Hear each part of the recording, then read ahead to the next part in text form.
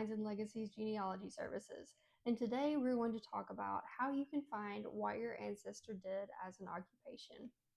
Unless your ancestor was the heir to a royal throne, they had to have done something for work during their lifetime. It is important to note that while many men worked outside the home and many women did work inside the home, many women also had careers both outside and inside the home. So keep in mind that when I'm talking about people working in the past, I'm talking about men and women.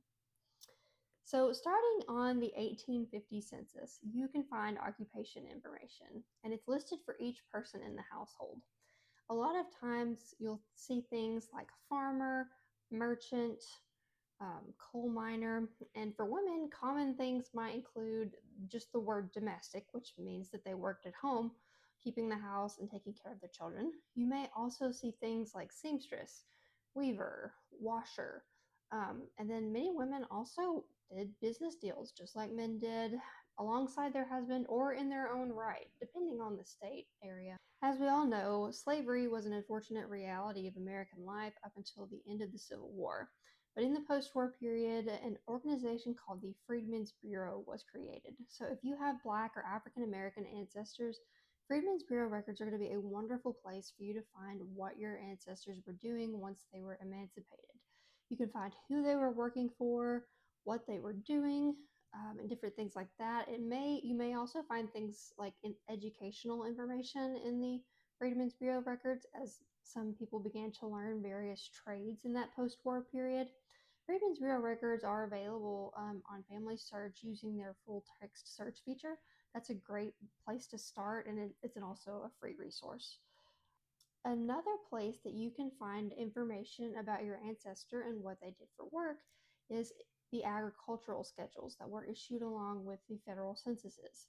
If you know that your ancestor was a farmer, which a lot of people were, um, you can look for them on the agricultural schedule, and it will tell you like how much land they farmed, whether they owned the land, what kind of livestock they had, what type of crops they were growing, the value of everything on their farm, and what type of taxes they paid that year on their farm. These are great sources of information, and it gives you a lot deeper of an idea than just farmer, which obviously is a very general term, but can mean different things on very different scales.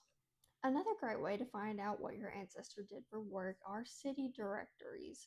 Now, the years that are available for these are going to vary vastly based on what city you're looking in, but if you know your ancestor was living in a major city, like for example, if you know your ancestor lived in Atlanta, Georgia, you can look for city directories in Atlanta, Georgia. I've seen these exist all the way back to the 1800s. It's possible there might have been some prior to that.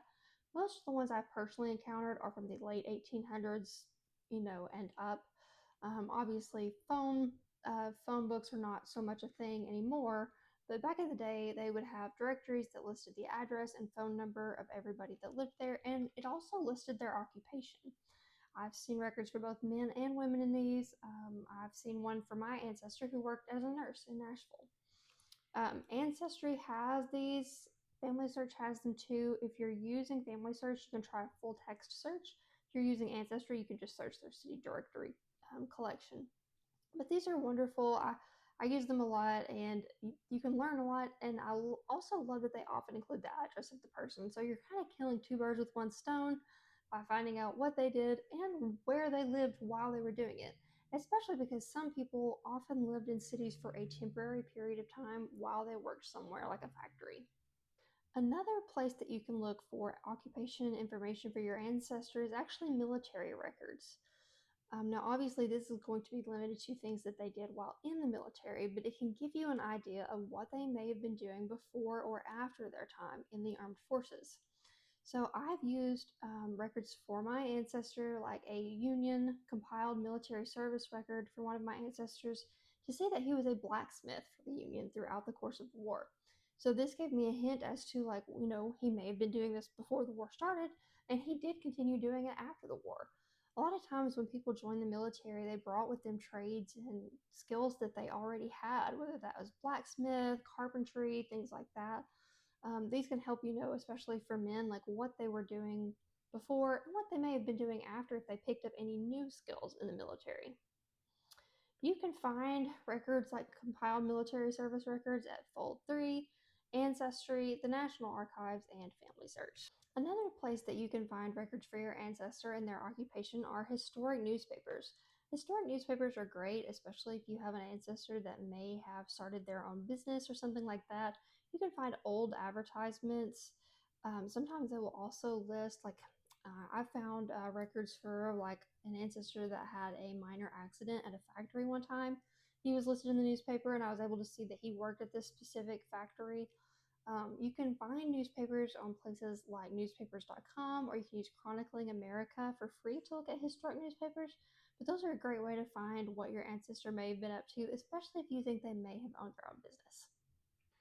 That was all I had for today. Thank you so much for watching. If you find yourself getting stuck on genealogy, whether you're just getting started on your family tree or you're running into brick walls, definitely reach out to us. We would be glad to help you. We offer affordable research rates across the country. You can contact us at lines.legacies@gmail.com. We are also available on Facebook, YouTube, Instagram, and we hope to have a TikTok soon. Thank you so much for watching and have a wonderful day. Bye.